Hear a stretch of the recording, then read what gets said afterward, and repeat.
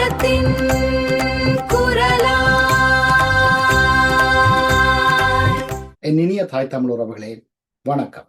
செந்தமிழே உயிரா,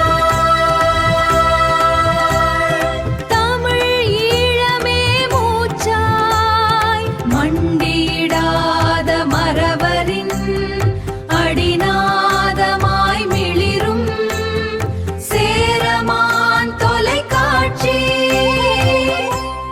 ஈழத்தமிழர்களுடைய இறைமையின் அடிப்படையில சம ஒன்றிய அரசியல் தீர்வு ஒன்ற இந்திய மத்திய அரசு ஏற்படுத்தி தர வேண்டும் என்ற ஒரு கோரிக்கையை இன்றைக்கு இந்திய தூதுவரிடம் தமிழ் தேசிய பேரவை கையெழுத்திருக்குது. ஸ்ரீலங்கா அதிபர் ஆண்ட்ரகுமார திசாநாயக்கவை 6 தமிழ் முஸ்லிம் கட்சிகள் சந்தித்து மாகாண சபை தேர்தல்கள் நடத்துவது, காணி பிரச்சனைகளை தீர்ப்பது, நிறைவேற்று அதிகாரமுடைய அதிபர் முறைமையை இல்லாதொழிப்பது பற்றி மட்டும் பேசியிருக்கின்ற ஒரு சூழல்ல ஈழத்தமிழர்களுடைய தனித்துவமான இறைமையின் அடிப்படையிலான ஒரு சம ஒன்றிய தீர்வு முறையை கஜேந்திரகுமார் பொன்னம்பலம் அவர்களின் தலைமையிலான தமிழ் தேசிய பேரவை கோரியிருக்கிறது. உண்மையிலேயே ஒரு சாதுரியமான நகர்வு என்றுதான் சொல்லப்படும். இந்த இடத்துல சில பேர் நினைக்கலாம், இறைமை என்பது தனியரசுகளுக்கு மட்டும்தான் உரித்தானது. அப்படி என்று சொன்னால் கஜேந்திரகுமார் அவர்கள் தனிநாடு கேட்கிறாரா? இல்லை என்று சொன்னால் சம ஒன்றியம் என்பதுக்குள்ள இறைமை உள்ளடக்கப்பட மாட்டாது, அது சாத்தியமில்லை என்று சொல்லி இன்னும் சில பேர் சொல்லலாம். உண்மையிலேயே இறைமை என்பது ஒரு நிலப்பகுதிக்குள்ள ஒரு தரப்பு கொண்டிருக்கின்ற அதி உச்ச அதிகாரத்தை தான் அது குறிக்குது. நீங்க பண்ட காலத்திலையும் சரி மத்திய காலத்திலையும் பார்த்தீங்கன்னு சொன்னால் ஒரு மன்னன் தான் இறைமைக்கு உரித்தானவராக கருதப்படுற ஒரு நடைமுறை உலகினுடைய பல பாகங்கள் இருந்திருக்குது. சில தொல்குடி மக்கள்ல அந்த தொல்குடிகளுக்கு அந்த இறைமை உரித்தானதாக கருதப்பட்ட அந்த மரபுகளும் இருந்திருக்குது. ஆனால் பின்வந்த காலங்கள்ல மக்களாட்சி முறையை நோக்கி சமூகங்கள் நகரத் தொடங்கிய பிறகு இறைமை என்பது மக்களுக்கு உரித்தானதாக கருதப்பட தொடங்கிவிட்டது.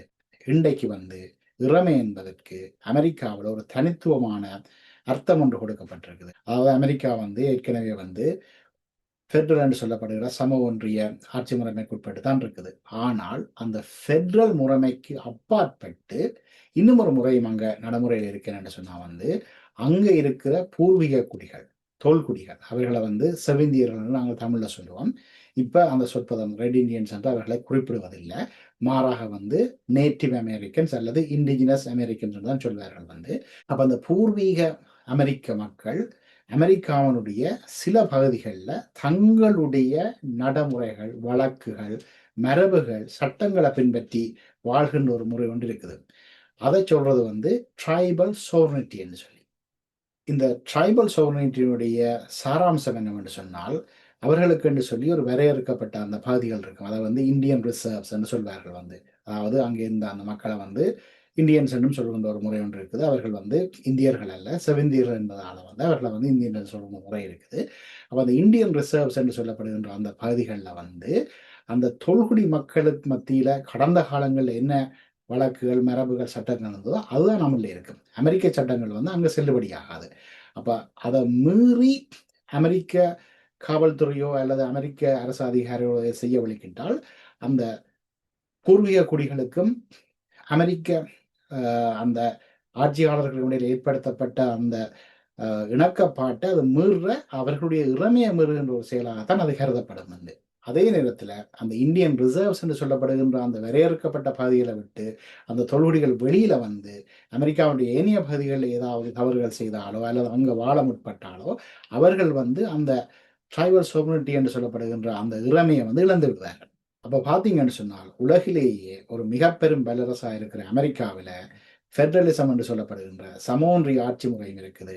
அந்த தொல்குடி மக்களுடைய இறைமையை பெறுகின்ற ட்ரைபல் சோவர்னிட்டி என்று சொல்லப்படுகின்ற அந்த முறைமையும் அமல்ல இருக்கு.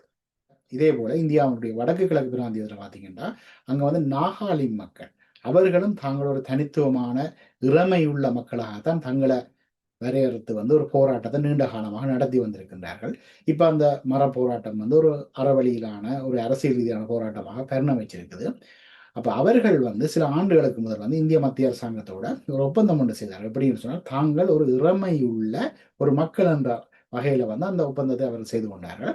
ஆனால் அந்த இறமையுள்ள மக்கள் என்ற வகையில அவர்கள் என்ன சொல்கிறார்கள் என்று சொன்னால், நாங்கள் இந்திய தேசிய கொடியை ஏற்றுக்கொள்ள முடியாது. எங்களுக்கு ஒரு தனியான தேசிய கொடி இருக்குது.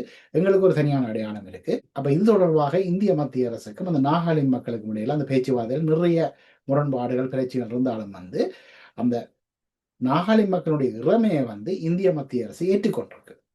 இந்த வகையில கஜேந்திரகுமார் பொன்னம்பலம் அவர்களுடைய தலைமையில் இயங்குகின்ற தமிழ் தேசிய பேரவை எடுத்திருக்கின்ற இந்த நகர்வு பாராட்டத்தக்கது, வரவேற்கத்தக்க ஒன்று.